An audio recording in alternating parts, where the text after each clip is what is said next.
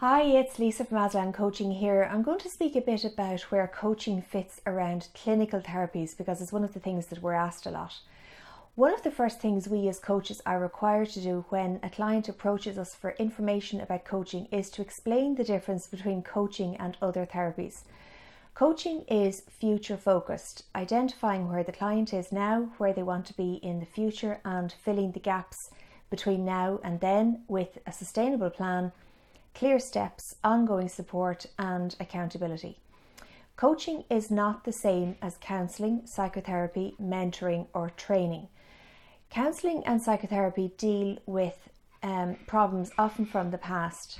Mentoring and training are instructional interventions where the client is taught how to do something.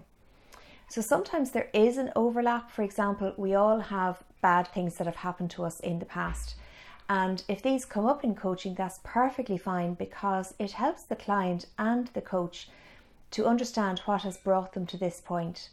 So if a client asks for mentoring during a coaching session, the coach can check that the client is happy with a temporary shift in the context of the session. So for example, we may ask a client if they would like us to step outside coaching for a moment to do some open brainstorming, and then we can step back into coaching. Coaching is not instructional, and this requires constant vigilance on our part, especially when a client asks us for our opinion.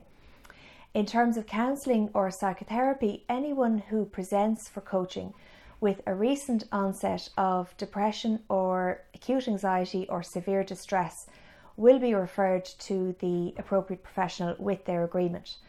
Coaching isn't a substitute for clinical treatments or therapies. Now, having said that, there is no reason why it can't be used in conjunction with other therapies or after those therapies have been completed if the client wants.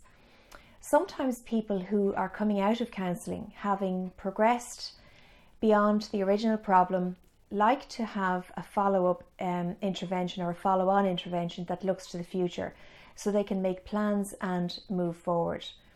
There's a wonderful explanation of just how this might work for people, say, coming out of rehab on the website of a centre in the US called the Recovery Village. So as they say, a life coach can be a great accompaniment to a substance abuse treatment plan, while therapy can help patients to uncover issues that led to substance abuse. Life coaches can help to put the knowledge learned in therapy into practice.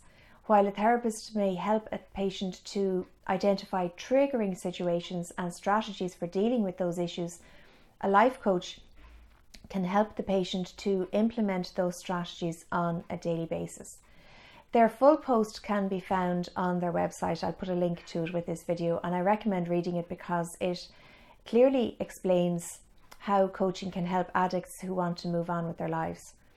So if this rings true for you or someone you know and you would like to chat to me about coaching, please contact me anytime. We can set up a free 30-minute phone call and there's no obligation to go any further unless and until you're ready. So I hope that helps to answer that question, and I'll see you soon. Bye.